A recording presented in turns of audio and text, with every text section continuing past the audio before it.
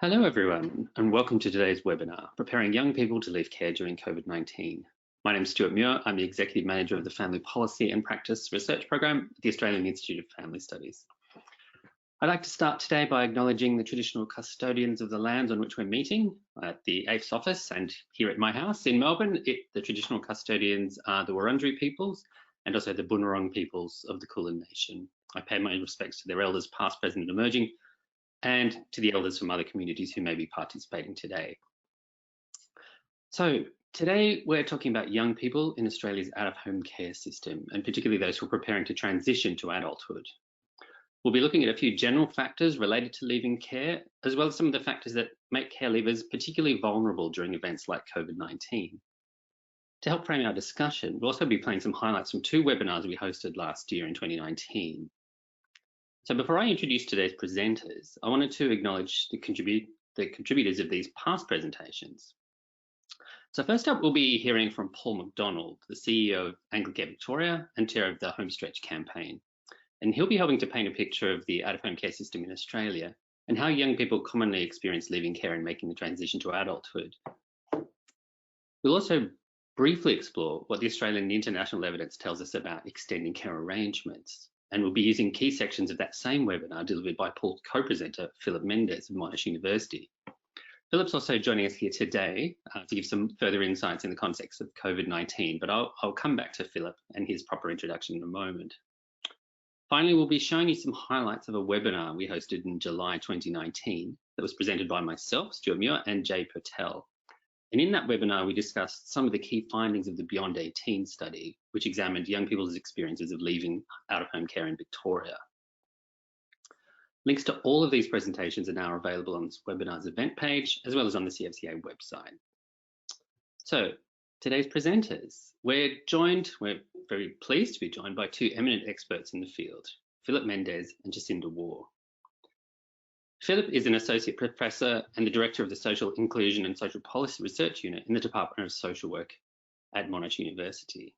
Philip's been researching young people living state care for over 20 years, and today he'll be giving us a brief overview of recent national and international developments relating to the extension of care arrangements and highlighting some of those that have been particularly introduced in response to COVID-19. Philip's colleague Jacinda works in the Faculty of Medicine, Nursing and Health Sciences at Monash University as a teaching associate, and she's completing her doctoral work examining the influence of informal social supports on the lives of young people leaving care. Jacinda is going to give us an overview of the concept of social capital in the context of leaving care and discuss some of the reasons why care leavers are particularly vulnerable to the impacts of restricted social contact, as we've been experiencing recently. After these presentations, then Philip, Jacinda and I will talk a little bit about the research, what the research says about how practitioners can support care leavers and how they might help address some of the vulnerabilities. So without further ado, we will now take a look back through some of the key learnings from the past webinars that I've just introduced. Thanks. Where I thought I'd go first is what is out-of-home care? And basically, out-of-home care, it refers to statutory care of children and young people who are unable to live with their parents. So children out-of-home care, in most cases, also on a care and protection order. They may have been removed due to abuse, neglect, or relinquishment reasons. Let's say there's around 50,000 young people who are in out-of-home care. Most of those are in foster care and kinship care, with around 5 to 6% who are in also residential care. And about a third of those, a bit over a third, are children of Aboriginal or Torres Strait Islander descent. The target group between 15 and 17 years, when the state normally sets about the process of exiting or terminating care. Swinburne University Technology, who did their national survey of homeless youth, found that 63% of them were actually in state care historically and were now homeless. When you have a look at some of the other outcomes, 35% had 5 or more places of stay in their first 12 months from leaving care. Just under 30% were unemployed, many of them were new parents, and also many, particularly the young men, just around 40% had been involved in the juvenile justice system, again, within the first 12 months of the care being terminated. 43%, the AFES report announced yesterday, of 20 to 24-year-olds, up from 36%, are still in the family home. Goodness me, 17% of 25 to 29-year-olds are still in the family home. Yet, in every state in Australia, legislatively speaking, care is to be terminated, ended, without discretion, without any discussion, at 18. Now, what does this in fact mean? Well, their work is removed, or legal, physical, domestic support is then terminated. So what we've seen is West Australia, South Australia, Tasmania, Victoria, ACT, New South Wales, Queensland, and Northern Territory all universally have their legislation that care is to be finished at 18, and all universally have their care planning requirements are required to begin with a child at 15. Now, can you imagine going up to your own child at 15 and saying, oh, by the way, Johnny, we've got to get you a leaving care plan. This is what the state does to children in state care. We went to Deloitte Access Economics and we asked them, could they do a similar cost-benefit study state by state and imagine if care was extended to 21, what would be the benefits? Interestingly, the Commonwealth, who does not have jurisdiction over child welfare here in this country, they're paying $1.8 billion over the next 10 years if we continue to have care terminated at 18. That being costs in Centrelink payments, costs in as due to early pregnancies, costs in hospitalisation, you know. So Deloitte Access Economics has found that if we do not extend care through to 21, the costs to the country will be 2.4 billion, 1.8 billion. The Commonwealth are picking up the check, and 0.6 billion or 600 million for the state and territory. So Deloitte and Access Economics said, on a cost-benefit ratio, if we did implement extended care, that is, if we allowed the placement to continue through to 21, and on current figures, and this is on current figures, if around 30% of children who were in care took up the option. Now remember, and I'll just detour here a little bit, we're not arguing or suggesting that every child in state care should continue on to 21. Many will choose their own path. Many will say, great, I can't wait to get out of here, and bang, off they go. But for those who aren't ready, or for those, 7 months pregnant, those who got caught next week, those hopelessly unemployed, those on the spectrum order, those who are very well adjusted but aren't very independently ready, for all of those, could we allow that option for them to remain? Now, Deloitte Access Economics on the economic argument said that in fact there's a cost-benefit return. There's a return on every $1. If a government invested $1 into extending care, their return will be, well, New South Wales, $3.40, Queensland, $2.69, Tasmania, $2.69, as the list goes on. It's all there in front of you. So there's a return on investment for government. So not only is this producing good social return, but it's producing good economic return for state government. Historically, most countries have provided only limited leaving care or post-care support services. But over the last 2 decades, there has been growing international awareness of the needs of care leavers and an expectation of ongoing care beyond 18 years of age. Consequently, most of the countries in the OECD and many other jurisdictions have introduced new legislation or expanded existing laws, policies, or programs to assist this group of young people. Now, that upgraded assistance seems to reflect an increasing recognition that if the invasive state intervention into families by child protection systems is to be justified, then governments have both the moral and the legal obligation to devote sufficient resources to ensure that the outcomes for these rescued children are better than if they had remained with their family of origin. England introduced the Children Leaving Care Act 2000. That act was intended, quote, to improve the life chances of young people living in and leaving care and to replicate the supports that responsible parents would be expected to provide for their children. In short, the intention was to delay the transition from care until young people were both prepared and ready to leave. Now, that new act in England produced a mixture of positive and negative results. So one key policy response to those concerns was the introduction of a form of extended care in England known as the Staying Put program, legislated as an ongoing duty on all local authorities in England from May 2014 in the Children and Families Act 2014. So that act required local authorities in England to facilitate, monitor and support staying put arrangements for fostered young people until they reach the age of 21, where this is what they and their foster carers want, unless the local authority considers that the staying put arrangement is not consistent with the welfare of the young person.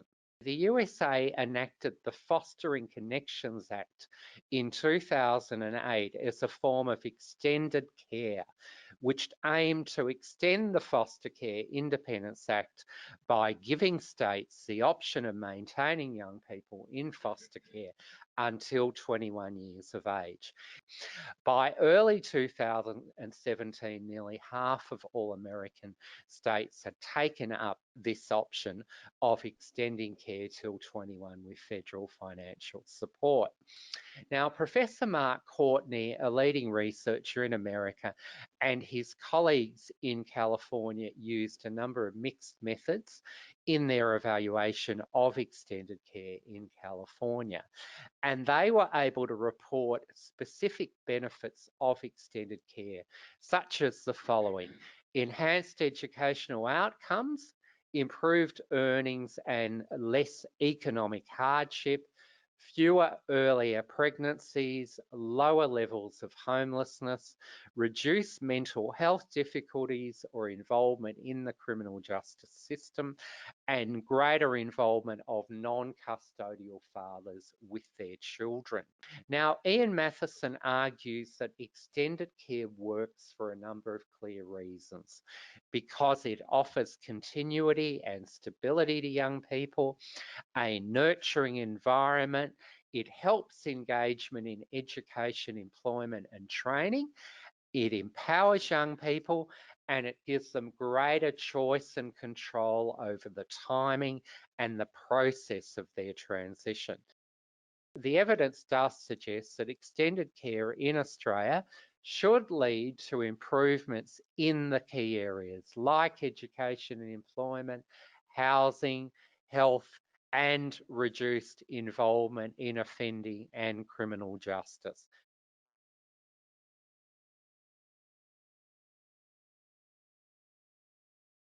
The Beyond 18 study was commissioned by the Victorian government, and it was intended to help better understand some of the key factors of young people's experiences when they transition from out-of-home care. The main parts of the study were an online survey of young people who'd experienced care in Victoria and follow-up interviews with those young people. And in that survey, we asked them a bunch of different things about their experiences of transition planning, their relationships with workers, relationships with other people, service use, and a lot of things of life about their lives in general, like accommodation, education, employment, and health and welfare. One of the things we found when we were talking about to young people about their experiences of leaving care is that we found that a lot of them had pretty patchy knowledge of the services and supports that were available to them or potentially available to them, and also pretty patchy knowledge of the transition process as a whole. So only 1 in 3, I think, knew whether they had a transition plan or not, and many of them didn't really know what was going to happen as they left. We also found that a lot of the young people in the study were leaving care with some indicators of pretty significant emotional or peer relationship issues, and they also had pretty low levels of education compared to other young people their age. After they left care, so in the first 12 months or so after they left state care, we found that they had some pretty complex housing patterns. So people moved a lot. They moved between different houses or different types of accommodation and between different sort of accommodation types. So between private rentals, transitional housing and the like. We also found an association between their housing type and their participation in education or employment. So young people who were studying or working were the most likely to be living with former carers or living with partners. And in contrast, young people who weren't working or studying were the most likely to be living in transitional housing. We also found that they had very low levels of income. Less than half of the study was earning any money from employment. And of those who were earning money from employment, I think about 2/3 of those were in part-time employment. And a lot of them had experienced some form of financial distress, such as going without meals. In the qualitative interviews, many young people stated that they had limited social networks. This was a cause of distress for many participants in the interviews, many of whom indicated that they felt isolated and alone. Although some reported ongoing relationships with former carers, others had lost contact or were wary of overburdening former carers or friends with their problems or support needs. So social relationship problems had a range of underlying causes like previous trauma and neglect, plus development and behavioural issues, but these are exacerbated by high mobility, like with placement and school changes, issues with conflict or bullying, especially in residential care or at school or in workplaces. There was a strong theme of the stigma of being in care, and the lack of a normal socialisation was mentioned by many of the participants. Particular issues for young people from residential care included having limited opportunities to build extended social networks or engage in social life while in out-of-home care. Consistency and continuity were highly valued and were described as enabling young people to build relationships of trust and to gain access to support services. Conversely, inconsistent support or frequent changes of workers was described as hindering young people's ability to develop social skills or to access supports. One young woman who'd lived in residential care explained how being in care can lead to isolation or how our systems can get in the way of relationships. She says, "From my experience for residential care, I feel like it's really funny because we always talk about how every resi kid knows every other resi kid, but at the same time, you're very isolated with like the outside world. You just know your services." So in their accounts, many young people hankered after more personal or flexible relationships with their out-of-home care and leaving care workers. They placed a higher value on good relationships and on people that they could see or speak to outside of a formal setting. This was especially true for those who'd been in residential care. Okay, after watching those videos and leading into reflections and discussion with Philip and Jacinta, we'd just like you to keep in mind some of the key points from those past presentations. One of those is that even before the current situation with COVID-19, care leavers or young people preparing to leave care were already an especially vulnerable group, often with limited social supports or social networks. And this is clear in the education, employment, housing and economic outcomes, and in young care leavers' accounts of feeling unprepared to transition from care. We've also heard about some of the emerging international evidence of the potential benefits of extending care arrangements, as well as about the importance of social networks and the benefit of more consistent and continuous relationships with peers and workers. This last point suggests that practitioners are both a part of the social support system for many young people in care or as well as afterwards, as well as being potentially in a position to help young people to strengthen or leverage their social supports. Today we're discussing this in the context of COVID-19, but obviously a lot of what Philip and Jacinta will be speaking about will also have relevance and resonance in practice with care leavers more generally. So I'd like to now pass to Philip, who will be talking about some of these issues specifically in relation to the current COVID-19 situation. So thank you, Philip. Thank you, Stuart. Hello, everybody. So to begin with, current post-18 years support in Australian jurisdictions is discretionary, not mandatory. So that contrasts with post-18 supports in the USA, UK and New Zealand. We might come back to that later. But the Homestretch advocacy campaign has resulted in 4 states trialling forms of extended care. Both Tasmania and South Australia are funding foster care placements till 21 years of age. Western Australia commenced a trial program supporting about 20 young people in May 2019. And Victoria introduced a pilot program in May 2018 supporting 250 young people over 5 years, whether transitioning from foster care, residential care or kinship care. Additionally, the ACT introduced an earlier program in 2014, providing financial and casework assistance to care leavers till 25 years of age.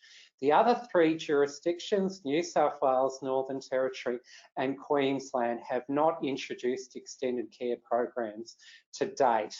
Now, the trials in those 5 states and territories have been informed by positive findings from extended care programs in the UK, USA and Canada. And there are probably 3 main points coming out of those evaluations. One being that more gradual transitions influenced by stable and supportive ongoing relationships lead to housing stability. 2, there is greater engagement in education and employment. And 3, there is reduced homelessness, early pregnancy, involvement in the criminal justice system and economic hardship. So what are the particular learnings for Australia from elsewhere? Again, there are probably 3 main points. One being that extended care needs to utilise inclusive, not exclusive criteria, so that we're not just supporting those young people with initial positive transitions who are committed to and engaged with education and or employment. Secondly, extended care should incorporate all forms of out-of-home care, including residential care. And thirdly, extended care in Australia must address the specific cultural needs of Indigenous care leavers, who make up about 1/3 of the total leaving care cohort nationally. Now, COVID-19 has reinforced arguments for extended care internationally. A number of international jurisdictions, for example, British Columbia and Ontario in Canada, and 4 American states, California, Illinois, Ohio and Rhode Island, have extended care till at least the end of 2020. And those jurisdictions are providing the same level of support involving housing, education and finances, and social workers are involved in proactively contacting young people to ensure they take up that support. The Create Foundation locally have indicated that most Australian jurisdictions have pledged some form of extended support during COVID-19. Most notably, Victoria have formally assured that extended care supports will be available for those who turned 18 between March this year and December 2020 till June 2021.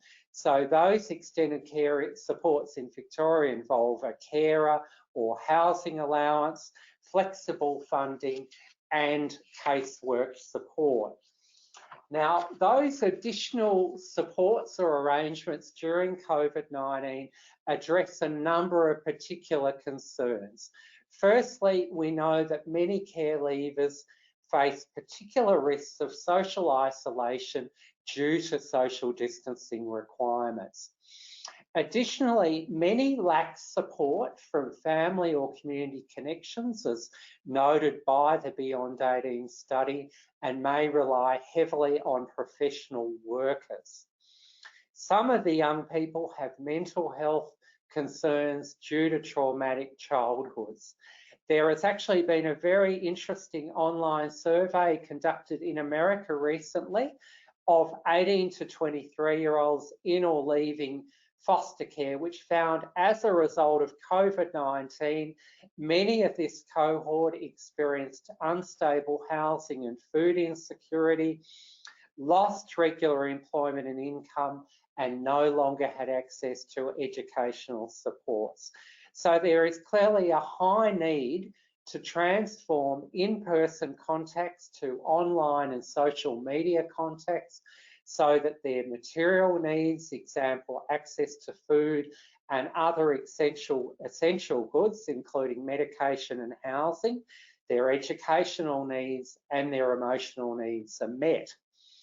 Peer support networks, for example, via the wonderful Create Foundation, may be absolutely vital for their well-being, and we need to monitor and assess the support needs of all groups of care leavers, ranging from those who might be characterised as having particularly positive transitions, for example, currently studying at university or TAFE, to equally those who might be characterised as just surviving, i.e. those who are currently homeless or in prison. I will now hand over to Jacinta Waugh, who will talk about the major importance of social capital and associated support networks to support care leavers during COVID-19. Thanks, Philip. That's great. Right. So, my study on informal supported networks for young people, or the focus of social capital essentially, was on the individual level, the individual in their community, the young person in their community. So I interviewed care leavers between the ages of 18 to 26 and people in their informal network with a young person nominated as important to them. I wanted to see how social capital and social support may assist in a gradual transition from state care to adulthood for care leavers.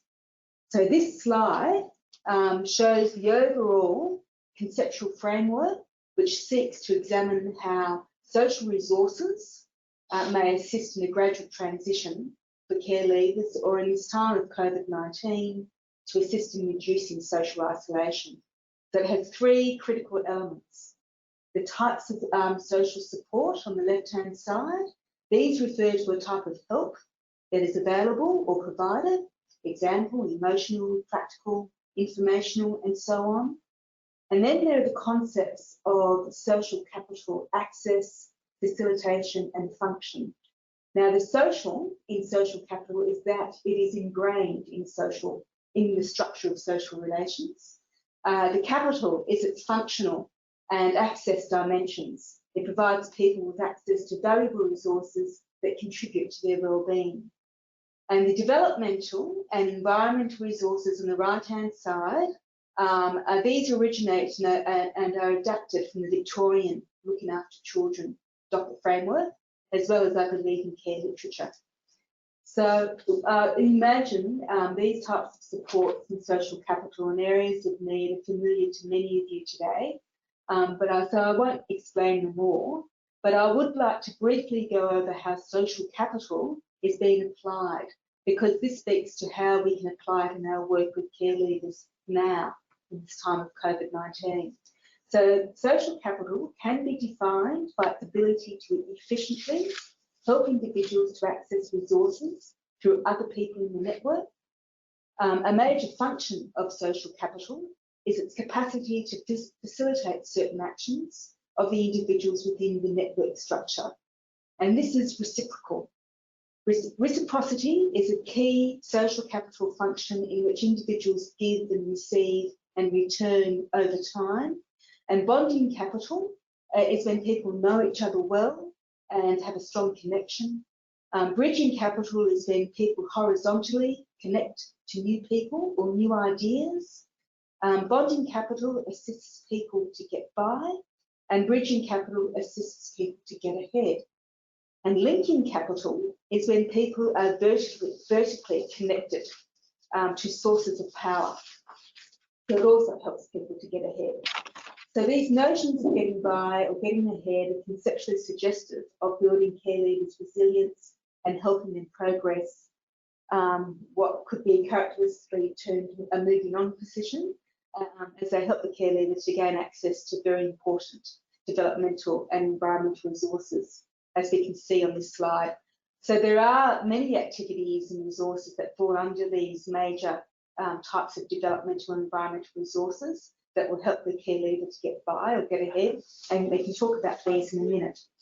So these concepts of social capital and social support can be used formally. For example, it can underpin policy responses, and at the service and practice level, it is used by professionals who work with young people, young people leaving care. While specialist supports as a type of formal social capital are critical for care leavers, they are not always available. So informal social capital and supports become an important goal for the worker to engage with the young person's social network, family, other caring adults and peers, and unleash what can contribute in terms of caring and support. And we can do this by the Ecomap as a tool, and I'll talk about that in a minute. But what I do want to actually say to you about some of the strategies that we can look at, particularly now, are the strategies of adult and peer support. So in my study, the young person nominated people who were important to them. Sometimes they nominated a former carer or casual respite carer, and these initially engineered relationships or statutory carers, you know, over time evolved into something more natural. But some young people also nominated peer relationships, such as friends and partners. So, and some young people inadvertently would talk about assistance from other people in their network as well. For instance, I had one young participant who had tried returning home, and after leaving care, he was about 18 when he turned home, and after a week, their parent called the police to move him out again, and this actually happened, and he was left on a train platform at midnight. This young person was resourceful, and he rang his basketball coach, and they came and took him home to their place, and he was able to stay there until he was ready to leave. So that was a person in his network that supported him, a caring adult. I had another young person who was able to stay with their foster carer post their official ending of their guardianship, and this support was actually very good for this young person, and in fact they had that home as a secure base. So if that young person wants to leave and then she missteps or makes a mistake, she's got a place to return to. So during this time of COVID-19, this young person has the family support, not unlike many of her non-care state peers. So it brings me to the question of why care leavers are a group of people particularly vulnerable to the isolating effects of COVID-19, as this is an example that demonstrates how very good social capital provided while in care and its continuation can replicate the nurturing and the positive side of familial social capital. The first case exemplified something quite different. They couldn't rely on their family. So for many care leavers, as we know, their parents as a form of vertical relational support has not worked out for them. And this research shows that the negative experiences are acutely felt due to many care leavers' idealised perception of these relationships improving once they leave care. So the coronavirus restriction rules, while deemed necessary, can also serve to exacerbate this already compounding psychological effect. And also, Werner and Smith have also actually said that a steadfast and caring relationship with at least one adult is a protective factor for children and young people. So when we're looking at reconceptualising this sort of care through the lens of social capital, we can see the value and relevance of the everyday care work that we do with young people.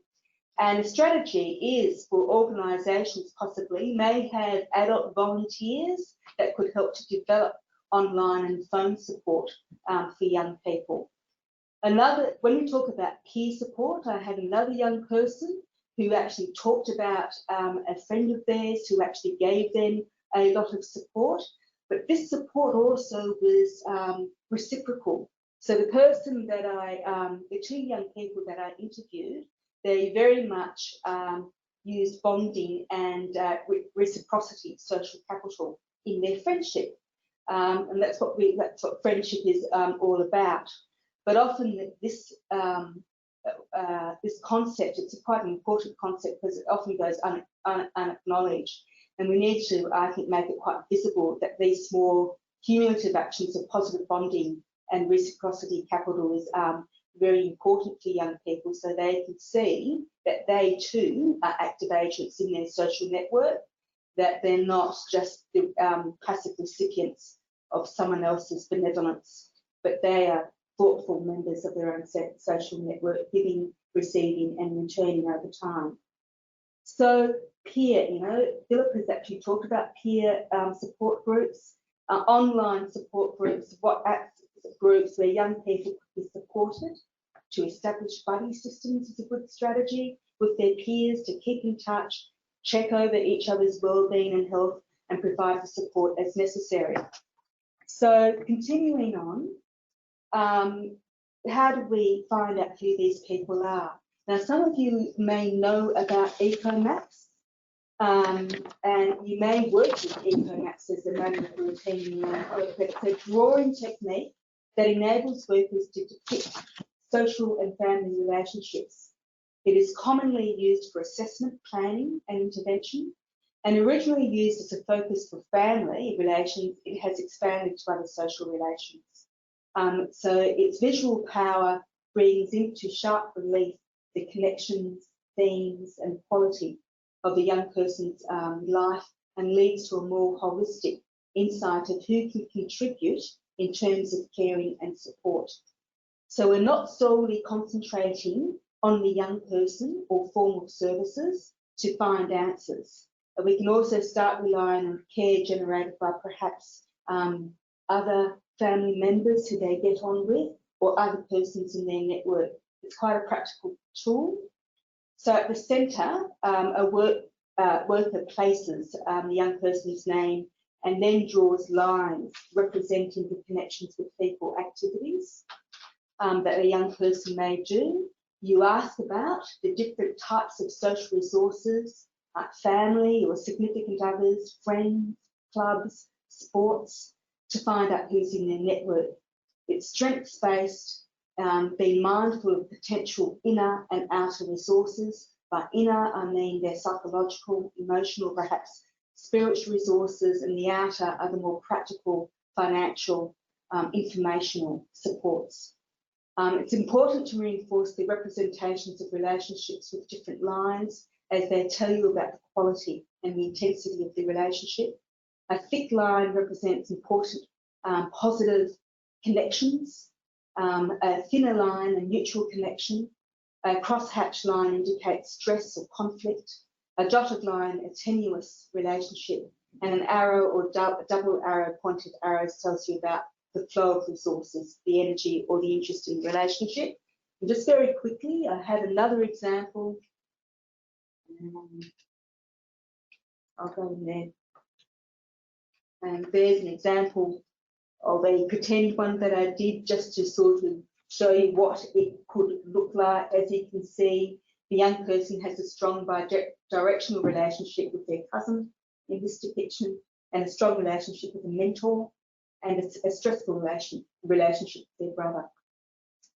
But finally, I just want to give you some other sort of practical ways. And the next couple of slides, these slides actually come from Victoria, the Centre for Excellence in Child and Family Welfare. It's a peak body here in Victoria, and they gathered a lot of information from leaving care specialists of the different sorts of practical things that we can do in this time during COVID-19.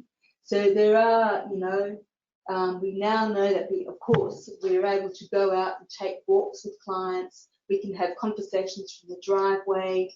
We can be using the technology like the phone. If we have a meeting with a young person over Skype, maybe we can actually order some pizzas or order some food to have that meeting with. Food, health and nutrition, and another very important resources for young people. There's things that we can do there with e-vouchers for supermarkets. We can drop off food. We can do food delivery with recipes and learning to cook.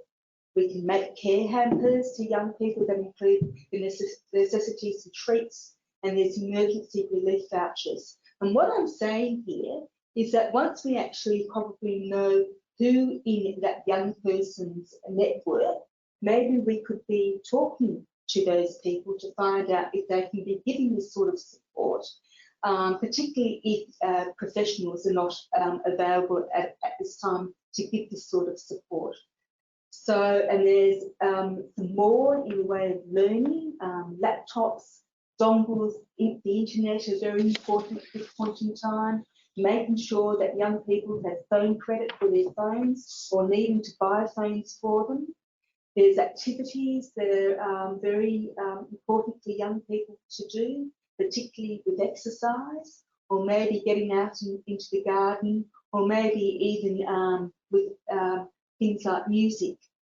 There's streaming subscriptions, and there's also if young people have got interests in books or art supplies, dropping these things off for them. So there's sort of very practical things that we can do. And this is the last slide. What's very important, of course, is that financial and practical support at this time.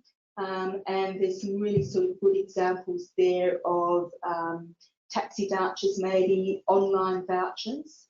And that last one, going back to that Ecomap, is, you know, particularly if you find that young people do have to self-isolate, that trying to find out in their social network maybe who in their neighbourhood or who of their friends can help them out with things like shopping or getting medications.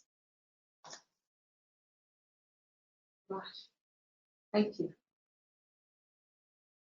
Thank you for those reflections, Philip and Jacinta. Before we go to the audience and take some of the audience questions, we please do invite you to have them. I have a few questions just to open up the discussion a little bit or to allow you to expand on some of what you said. So for Philip, you've spoken both in your past presentation and today about the benefits of extending care. I wondered if you could say a little bit more about what the specific effects of extending care or the specific benefits of extending care are for the wellbeing of care leavers in this current context. I mean, what would extending care do for the young people leaving care in the context of COVID-19? Well, Stuart, the particular benefit is that we know at a time of social distancing that people overwhelmingly have been relying on family members close to them. So with restrictions on travelling to buy food, to access leisure, to see friends, see networks, people have really been bunkering down, if you like, and relying, if they live with mum and dad or live with their partner or their children, those close family members have been more and more important to them. Now, most care leavers don't have that family support. They either don't have it at all, or they don't have it close to them geographically, or they don't have positive support. So the ability to access other forms of support has been more important than ever. And I guess notwithstanding the point Jacinta has made, that overwhelmingly young people who leave care with good support networks, that is informal support networks, not necessarily family or extended family, but people from sporting groups, cultural groups, friends from school, maybe religious groups, all sorts of groups, overwhelmingly they do better in their transition.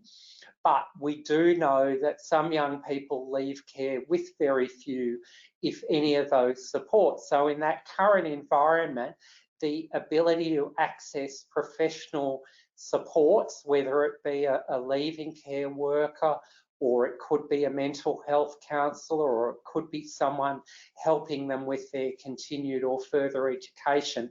That has become more and more important. And of course, then there is also that fundamental need around material support, one being actually being able to get food, which of course has been a challenge for everybody at times in terms of getting to supermarkets, getting beyond panic buying. And then the other side of that, of course, being access to housing, which has been a massive issue for some people, either retaining current housing or getting stable housing if they didn't have it in the first place. So they are major areas that would have become harder for some care leavers in the current environment. And Jacinta, I wondered if you could maybe talk about some of the possible, I suppose, effects of extending care on young people's social capital. I mean, whether that's in the current context or just more generally. The extent of extending care? Yes. Yeah. Well, to me, that is actually extending their social capital. I welcome that legislation.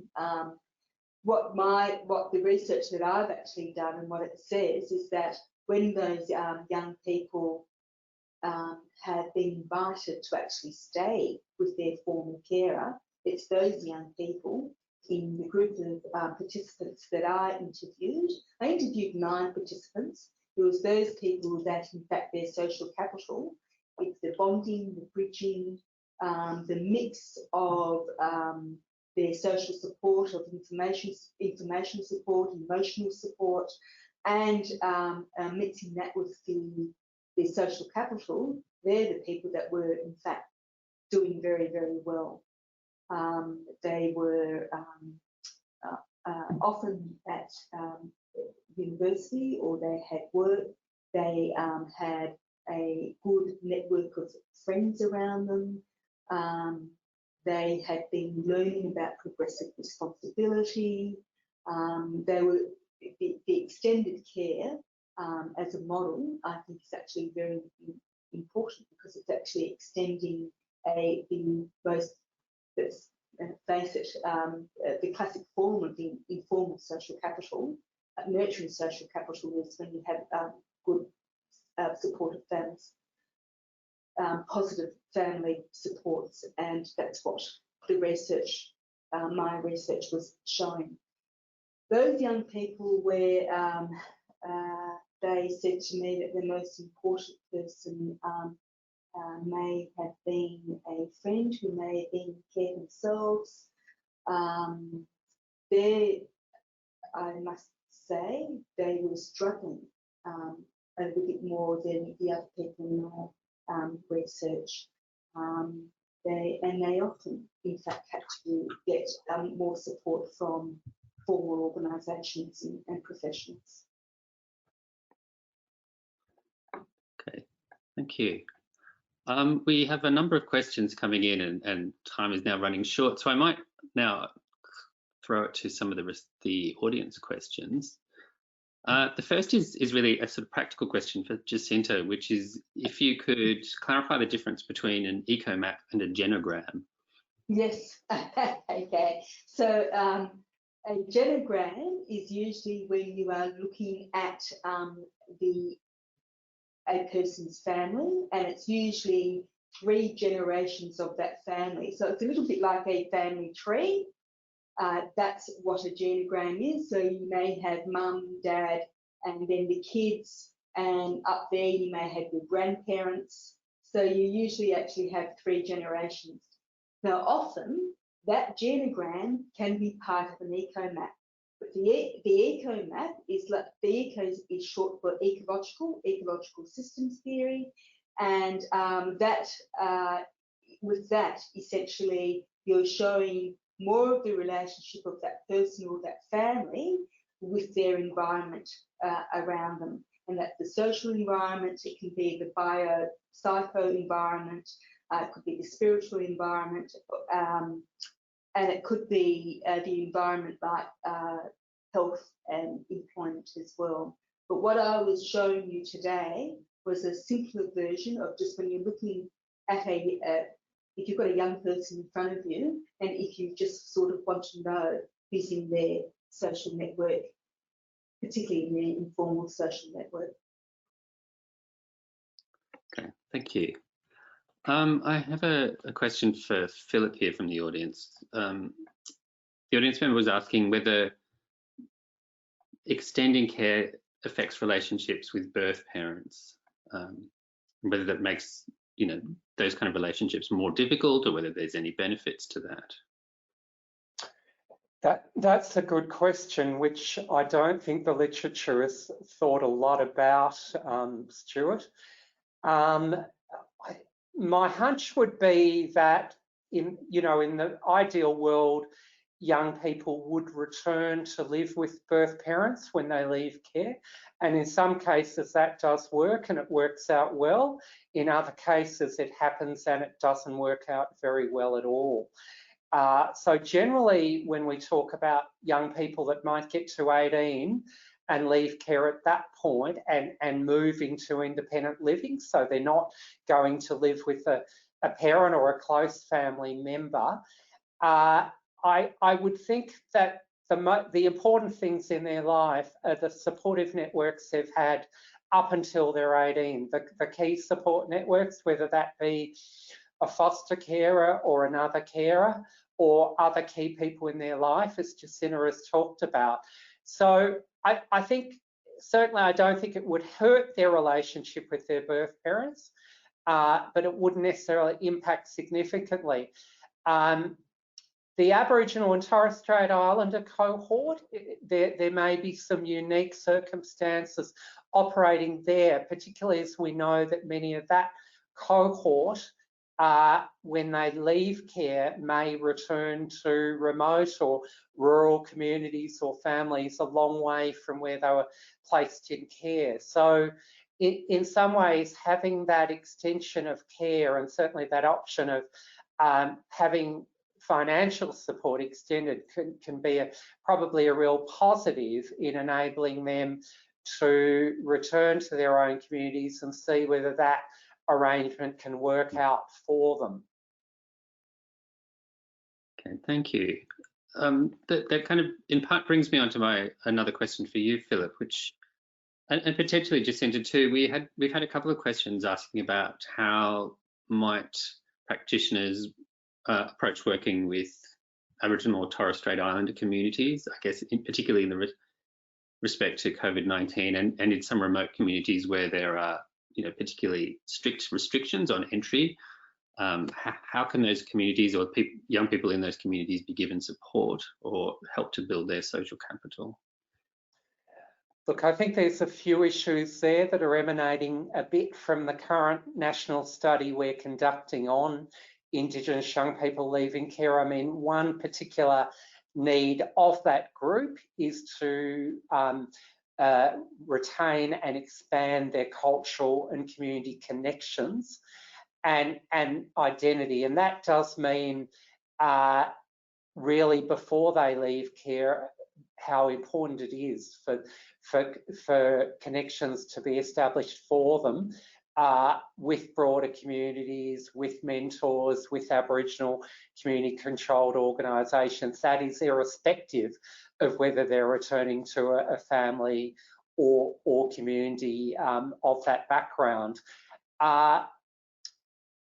In the current circumstances, whether it is practical for, say, someone who's been placed in a city or a big regional city to return to a more remote or rural community, I guess is debatable given the issues you raise. But I think if we're talking generally, that preparation to potentially return to community and country is something for that cohort that needs to be a major part of any leaving care plan. And that plan is not only about linking that young person to organisations, it's also about examining what is happening in those communities and whether something can be done resource-wise, program-wise to address issues that led to those young people going into care in the first place. Because the reality is, whether it's happening in COVID-19 or not, it would be happening generally, that many of the young people are returning to those communities, but there is a situation there probably unchanged from when they were removed. So that seems to me to be a part of leaving care planning and post-care planning that there has been very little, if any, attention given to so far. I'm afraid we're running out of time here. We do have a number of other questions, most of which we will be able to put on the forum, so please keep an eye out for that. And finally, I'd really like to say thank you, Philip and Jacinta, and to everyone for attending today. As we continue to monitor the situation with coronavirus, please keep an eye out for CFCA newsletters for updates and future webinars. And with that, I thank you all for joining us. Bye-bye. Thank you. Bye.